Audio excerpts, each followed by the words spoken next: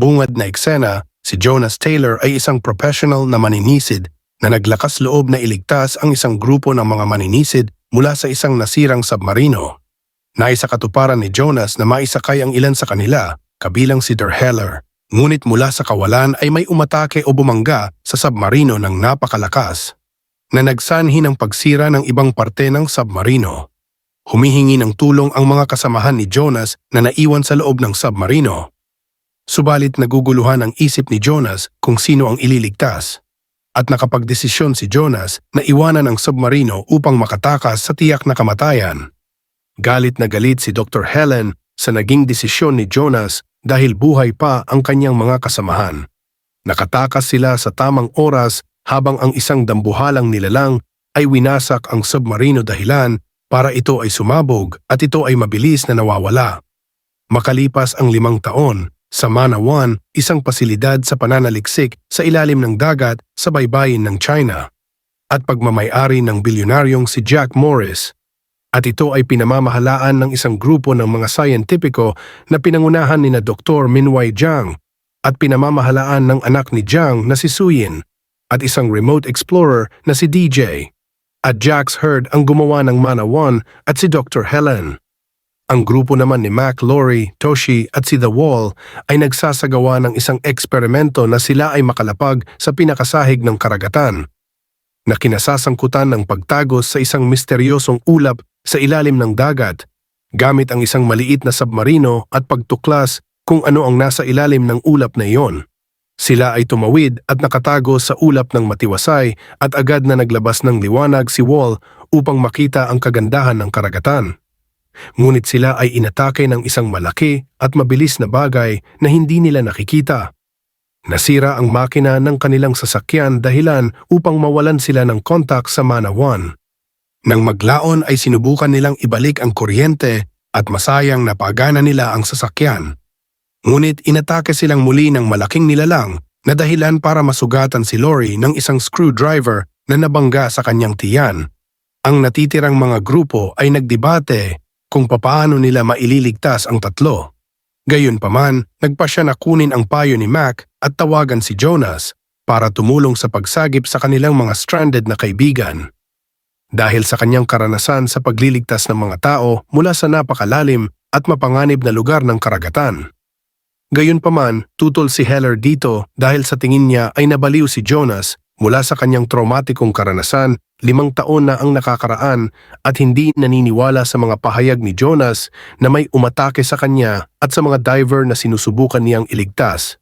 Nagpapatuloy ang plano kahit na ano.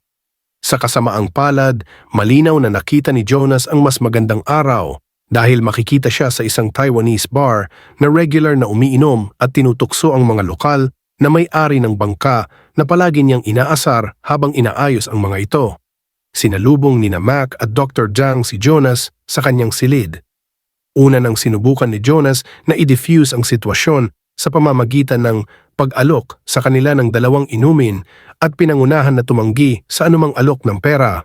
Gayunpaman, pumayag siyang sumama at tumulong dahil pinarinig sa kanya ang boses ni Lori na natatakot. Samantala, sinubukang bumaba ni Suyin para iligtas ang nakulong na mga kasamahan sa isang mini-sub. Ilang sandali pa ay dumating na sila Jonas ngunit nasa ilalim na ng karagatan si Suyin. Matapos ma-check ni Dr. Helen si Jonas sa dumiretso na siya sa maliit na submarino para iligtas ang dating asawang si Lori. Ngunit nadatnan niya ang anak ni Suyin sa loob ng submarino at nangako kay Mei Ying na ibabalik niya ang kanyang ina ng ligtas at maayos. Mabilis na nahanap ni Suyin ang nakastuck na submarino at naghahanda itong hilahin pabalik sa ibabaw.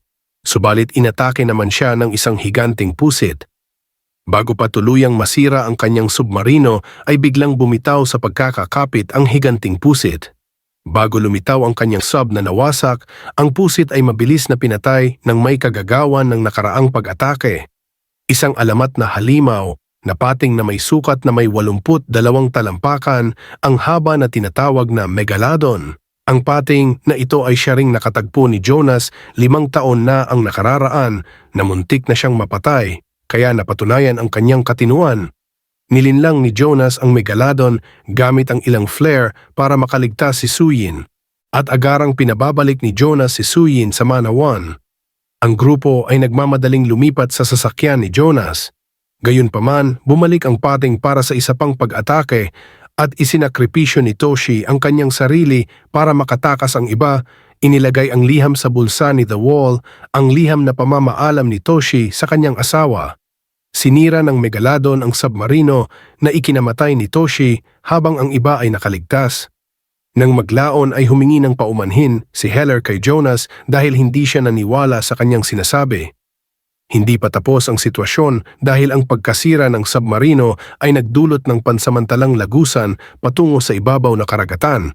Ang init na bumuhos pataas ang naging dahilan para makalabas ang mga pating na lumusot sa normal na klima ng karagatan.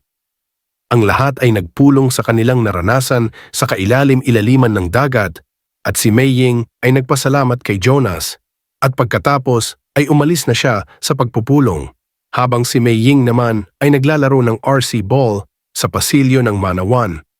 At ilang sandali pa ay lumitaw sa kanyang harapan ang dambuhalang pating na Megalodon. Ito ay nagsisigaw at natakot at kinagat ng Megalodon ang salamin na pader ng Manawan, ngunit hindi ito nabasag. Natagpuan si Mei Ying ng kanyang ina at Jonas na umiiyak at tumambad sa kanila ang malaking bakas ng ipin at hulma ng bibig ng Megalodon. At nakita nila ang pagkain ng Megalodon sa isang balyena. Ang grupo ay lumabas ng Manawan para patayin ang Megalodon gamit ang isang bangka. Sa una, nagtagumpay silang makabit ni Jonas ang isang tracker para sa palikpik nito. At sa paghila kay Jonas, ay nakita siya ng Megalodon at hinabol pagkatapos ay nagmamadaling lumangoy pabalik ng bangka. Habang ang bangka ay pinaandar ng mabilis kasabay ng paghila kay Jonas. At kamuntikan na siyang makain ng Megalodon. Ang sumunod na plano ay lasunin ang Megalodon. Nagdesisyon na si Suyin ang papasok sa loob ng fiberglass na hawla para barilin ng pana na may lason ang Megalodon. Sa may bangka naman ay nagtatapon ng pagkain si The Wall bilang pang-akit sa Meg.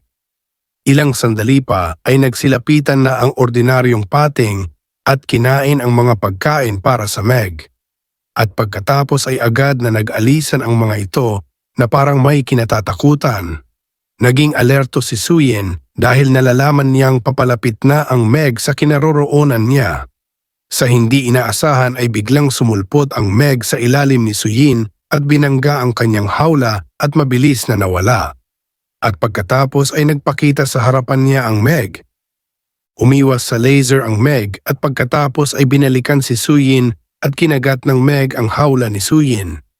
Sa lakas ng Meg ay nasira ang makinang pinagkakapitan ng kable. Nagkaroon ng pagkakataon si Suyin na patamaan ang Meg at binitawan ng Meg ang hawla ni Suyin.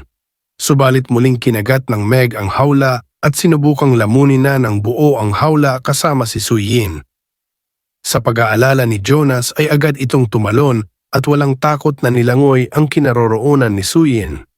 Habang ang bangka ay hila-hila ng Meg ay biglang tumama naman kay Jax ang crane na siyang kinahulog nito sa dagat. At naamoy ng Meg si Jax at pinuntahan ito. At nagkaroon ng pagkakataon si Jonas na ilabas si Suyin sa hawla. Gayunpaman si Jax ay sumisigaw na tulungan siyang makaakyat dahil papalapit na sa kanya ang Meg. Umabot sa tamang oras ang hagdan na hinulog ni Mac at nakaligtas si Jax. Nahulog naman ang crane sa dagat na pinag-alala nila dahil matatangay nito ang hawla kasama si Suyin kaya sinabihan nila si Jonas na madaliin ang pagkuha kay Suyin dahil parehas silang mahihila pa ilalim. Nailabas ni Jonas si Suyin ngunit wala ng malay at ang Meg ay papalapit na sa kanila. Subalit napahinto ito dahil tumalab na ang lason na tumama sa Meg. Isinakay muli ni Jonas si Suyin at binuhay ang wala ng malay na si Suyin. Sa muling pagmulat ni Suyin ay nagpasalamat siya kay Jonas dahil sa 2 beses na siyang iniligtas nito. Pinakita naman ni Jonas ang Megalodon kay Suyin. Nakita nila si The Wall kasama ang nahuling Megalodon at ibinigay ang phone kay Jonas para magpakuha ng larawan. Sa paggalaw ng bangka si The Wall ay nahulog sa tubig dahil sa isang kalokohan mula kay DJ. Gayunpaman, napansin ni Jonas na ang mga ngipin ng Megalodon ay mas maliit kaysa sa nakita nilang kagat sa haligi ng Manawan, na nagpapahiwatig na ang Megalodon na kanilang napatay ay mas maliit at mas bata kaysa sa Megalodon na kanilang nahuli. Sa hindi inaasahang pagkaaktaon, biglang dumating ang isa pang mas malaking Megalodon at nilamon ng buo si Wall at sinunggaban nito ang patay na Megalodon mula sa bangka. At sa bigat ng Megalodon ay tumaob ang bangka at aksidenteng nasugatan si Dr. Zhang at sila ay lumangoy pabalik sa nakataob na bangka. Subalit bumalik sa kanila ang Megalodon at nakatuon kay Jax para kainin, ngunit sinakripisyo naman ni Heller ang kanyang sarili sa pamamagitan ng paggalaw na nagpaakit sa Megalodon para siya ang kainin at makatakas si Jax. At sa kabilang banda ay dahan-dahan namang sumalisi ng isang demotor na bangka si Mac upang sila ay makatakas. At sila ay umalis sa lugar, subalit ang Megalodon at nakabuntot sa likuran nila. Si Morris ay humingi ng tulong at tinawagan ang kanyang kaibigan para sila ay sagipin. Isang support helicopter ang dumating na tumulong sa kanila at barilin ang Megalodon high-powered na baril at matagumpay itong naitaboy. Gayunpaman, si Dr. Zhang ay namatay mula sa kanyang mga sugat na bumagsak na bangka sa kanya at binabati niya si Suyin at pinagmamalaki sa katagumpayan na narating nito.